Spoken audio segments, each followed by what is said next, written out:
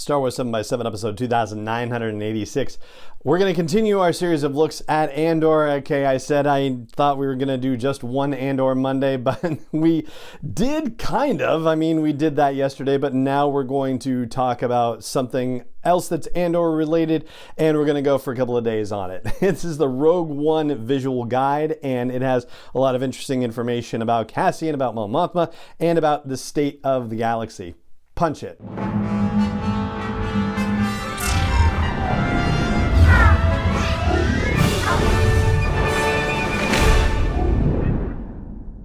Hey Rebel Rouser, I'm Alan Voivod and this is Star Wars 7x7, your daily dose of Star Wars joy, and thank you so much for joining me for it. So once again, thank you so much for liking and retweeting and sharing my proposed questions for a Mark Hamill conversation, and this time I'm just going to put the one link to the pinned tweet, which has the whole thread of all 7 questions that I'm proposing for the conversation. That's all on Twitter for the podcast. It's SW7x7 Podcast. That'll be there for you to check out, and if you think these questions are awesome or interesting, you'd like to hear Mark answer them in a conversation, then please like, retweet, share, let Mark know that you are interested in hearing this conversation happen. And thank you again so much for your support of me as we do this and as we approach 3,000 episodes of the podcast, which happens actually 2 weeks from today is episode 3,000. All right, so let's talk about Rogue One, the ultimate visual guide. And I have to say that when I initially started looking back at it, I did not expect to do more than one episode around the information that's in there, because I thought, it's just about Rogue One, so we're probably not going to dig a heck of a lot into it, but I guess we are.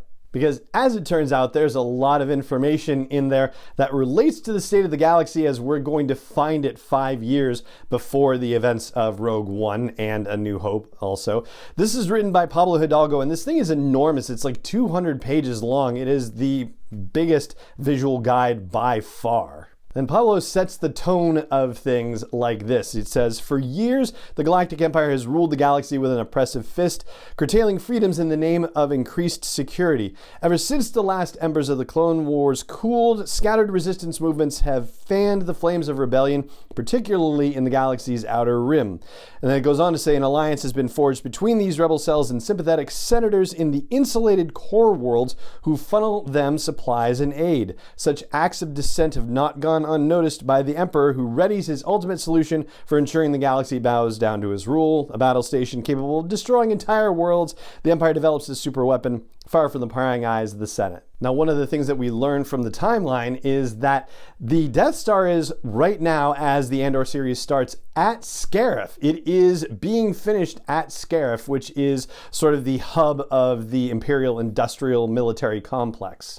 And speaking of that military-industrial complex, the galactic map says that the territory ceded by separatists after their defeat in the Clone Wars spread the borders of Imperial space to limits far beyond the boundaries of the Galactic Republic. To police these expansive regions, the Empire instituted an unprecedented military buildup.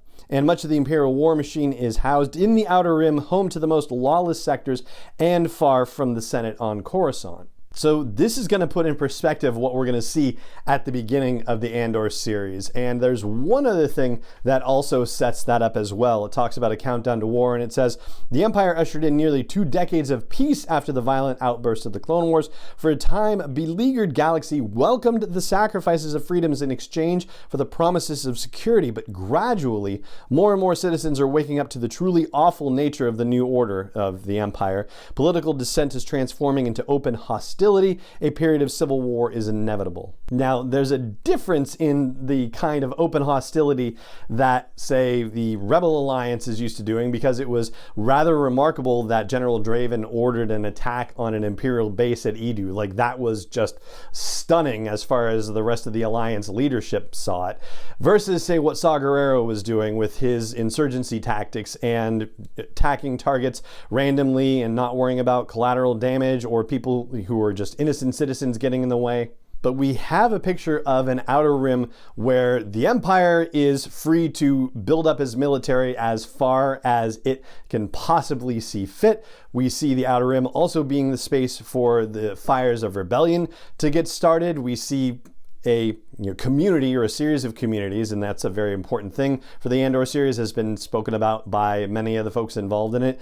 Communities that may have initially been okay with the peace as it initially started, but as the Empire increases its predations, as it gets more cruel and more disregarding of native populations and of the harm that they're inflicting on planets and whatnot, that's where we start to see the fires of Ember burning. The fires of Ember burning, the embers of a rebellion starting to burn. How about that? Or starting to go ablaze.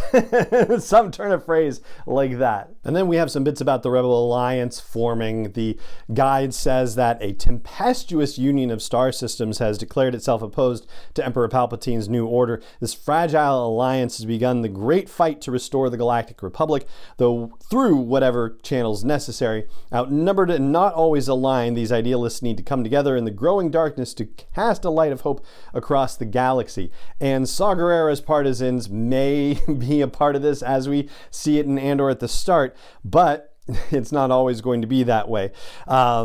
Let's see. So with Saw's things, Saw's roving band of insurgents, as it's described in the visual guide here, a group of rebels originating on Onderon who fought so dirty that their actions were disowned by the core Rebel Alliance leadership. And so it stands to reason that we're probably going to see something like that. Maybe not necessarily in this season, but certainly in the second season of the Andor series. And then as far as where this alliance is going to be housed, because they're just creating it, it seems like Dantooine is going to be the place where it happens. So we're actually going to get to see Dantooine probably on screen for the first time, which is pretty awesome. So the note about the Rebel Alliance having a base on Yavin 4 says that after Rebel Alliance High Command abandoned its older base on Dantooine, it chose a jungle moon devoid of intelligent life for its next headquarters. So they went straight from Dantooine to Yavin 4. Now, if the Alliance is officially founded in the year 2 BBY, which I'm saying since, not if, right,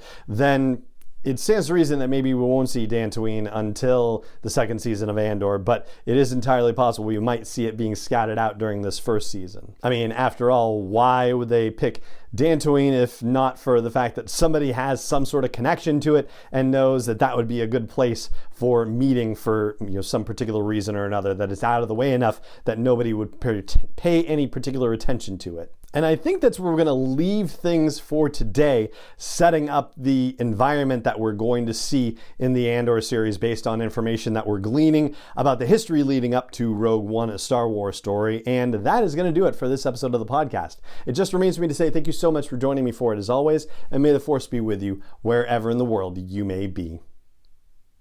7x7 is not endorsed or sponsored yet by Lucasfilm Limited, Disney, or 20th Century Fox, and is intended for entertainment and information purposes only. Star Wars, the Star Wars logo, all names and pictures of Star Wars characters, vehicles, and any other Star Wars related items are registered trademarks and/or copyrights of Lucasfilm Limited, or their respective trademark and copyright holders. May the Force be with them. All original content is copyright 2021 by Star Wars 7x7. We hope you love it.